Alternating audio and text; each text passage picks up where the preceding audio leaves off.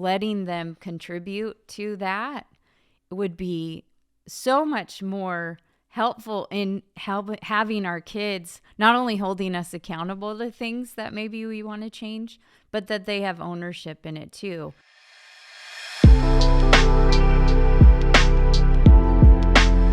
Biblically, you see not a hyper-individualism.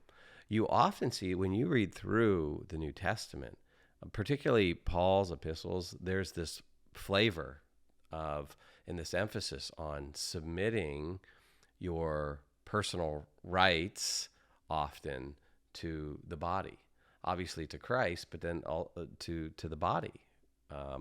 And not that you lay aside all things and kind of become like a martyr or something.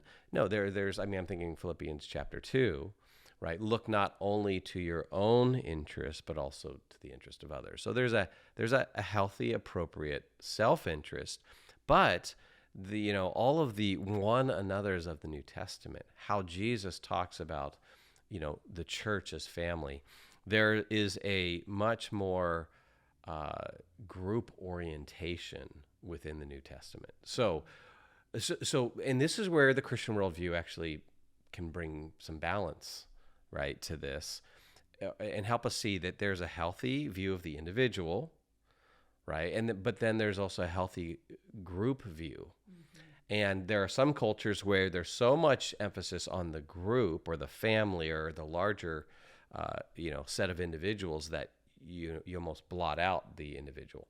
And Christianity kind of is able to take both those things. So what we need to do is hyper-focused, individualistic Americans, we probably need to swing it back the other way. And so bringing our family into the goal setting is really key. Mm-hmm. And there's some really good benefits to that. Yeah, I think so. And this is something we could do as married parents, single parents, families that are sharing time, with the time that you have with your kids, to sit down and say, okay, it's the new year, so we're thinking about New Year's resolutions. So let's, as a family, think about this last year and think about things we did well this year. What do you guys think we did well as a family? And then what do you guys think we didn't do so well as this year? And let all the kids, no matter the ages, have some thoughts, and you could write them down and consider them. And then together say, how do we keep these good ones?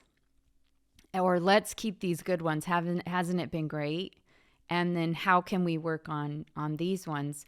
And again, letting them contribute to that would be so much more helpful in having our kids not only holding us accountable to things that maybe we want to change, but that they have ownership in it too. So then in March, when you're tempted to get rid of the habit or go back to old habits, you can have another family meeting and say, hey, remember in January, we talked about as a family, this being something we wanted to do or this being something we didn't want to do. And here we are, either doing it again or not doing it. So how can we work on this together? Yeah, and it's not just mom or it's not just dad. It's not just the parent who is dragging the kids along with us. Family meeting. This goal. Is what we're doing this year. Yeah, that really speaks to the ownership that we want our kids to have in our families.